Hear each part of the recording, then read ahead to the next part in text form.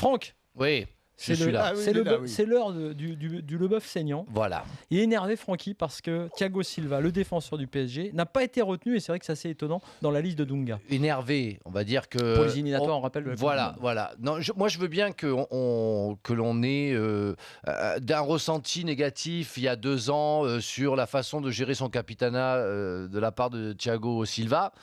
Mais quand on est un sélectionneur, et Didier Deschamps le prouve, et l'a prouvé à maintes reprises, et même si on s'est engueulé avec, et qu'on n'est pas d'accord sur la façon philosophique, on va dire, ou psychologique de gérer un match de foot ou une carrière, on a le devoir, si le joueur a fait le taf sur le terrain, de le rappeler. Moi, quand je vois que Dunga rappelle Gilles, l'ancien Valenciennois, qui, je le rappelle, est reparti au Corinthians et maintenant a signé pour un club chinois, et qu'on a Thiago Silva qui fait la paire avec David Luiz, qui joue aussi avec Marquinhos, je me demande pourquoi on va chercher midi à 14h et on s'embête alors qu'on doit simplement, je pense, les prendre les 3, en sachant que Thiago Silva, depuis le début de la saison, fait quand même le taf. Alors oui, il s'est fait bouger par Darder, mais enfin ça arrive à tout défenseur central un jour d'avoir un joueur qui fait un truc extraordinaire en face de soi.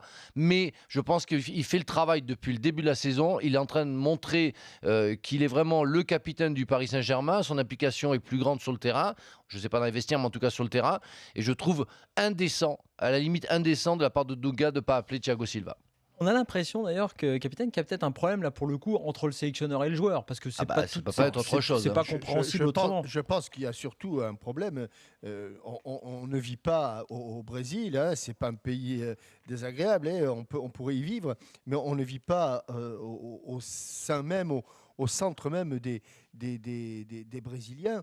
Et Franck, je crois que tu oublies un élément majeur, c'est que très majoritairement, les Brésiliens, les supporters de la Seleção n'en veulent plus, n'ont pas pardonné à Thiago Silva. Je crois que, effectivement, tu me diras, comme le disait, je crois que c'était le général de Gaulle qui disait que c'est pas la rue qui gouverne. Ou non, lui c'était la corbeille, je crois, la bourse, enfin peu importe. Ouais. Là non plus, ce ne sont pas forcément les supporters. Mais j'imagine quand même ce que doit être la pression du public brésilien sur un sélectionneur et sur la Seleção, si le déni, si plutôt le rejet est important. Je pense que Dunga doit plutôt éviter de mettre de l'huile sur le feu, d'autant que il n'est pas totalement dépourvu de défenseurs. Évidemment, quand tu rappelles Gilles, toi, mais il avait été bon à Valenciennes. Hein. Il avait été bon. Oui, il avait été bon, mais il avait été très très bon. Oui, c'est pas du Thiago Silva, mais je pense qu'effectivement, on ne met pas suffisamment en avant le